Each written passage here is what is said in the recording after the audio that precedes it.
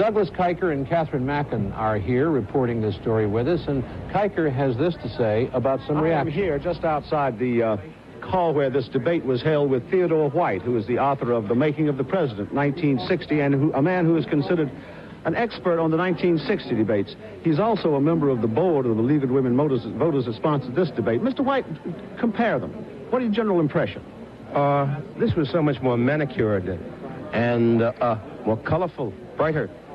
But I think it adhered too closely to the old formula in the wrong way. I missed an opening statement. I missed some theme running through their talk.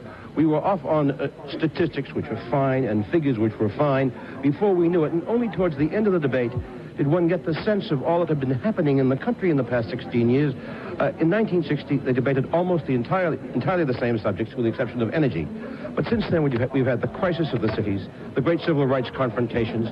There are many other things which fall into the category of domestic affairs in which I would have liked to have heard them speak. You don't think they addressed themselves to the real problems of the nation tonight, domestic problems? No, I'm not criticizing the candidates. I'm criticizing the format. I think the correspondence and the questioners should have broken away very quickly into what I consider the other major elements of our crisis. All right, there are two more presidential debates to come. Would you change the format?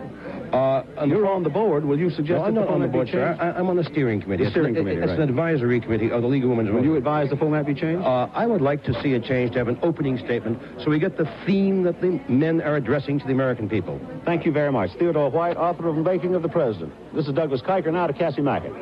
Doug, we're down here talking to some of the members of the League of Women Voters in Philadelphia. We just want to find out, what did the debate decide for you? Anything at all? No, I am still undecided, and I would like to hear the rest of the debates before I make my decision. But as our state president said, we are not the League of Philadelphia. We are from different individual leagues. I'm from the League of Yardley. Were you persuaded by the debates in any fashion? No, I'm not, because in my opinion, this is not a true form of debate, as I knew it when I debated in high school and college.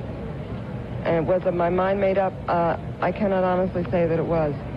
Okay. And you, were you persuaded in any fashion by the debate? Well, I was disappointed that there wasn't an exchange after the rebuttals. I think a few things were left up in the air that should have been answered. And they went on to the next question, and I hope maybe that'll come out in the next debate. Did the debates do anything for you? Only confirmed me in what I believed before the debates, and I'm just delighted with it, the whole thing. You had your mind made up ahead of time? Yeah. And how about you? Were you persuaded in any fashion? Well, yes, I was persuaded, but I was rather hoping to find a kind of decisive quality that I found in the 1960 debates, and I found that lacking, that mostly we saw what the candidates had already presented to us in the past. Thank you very much, members of the League of Women Voters in Philadelphia at the debate.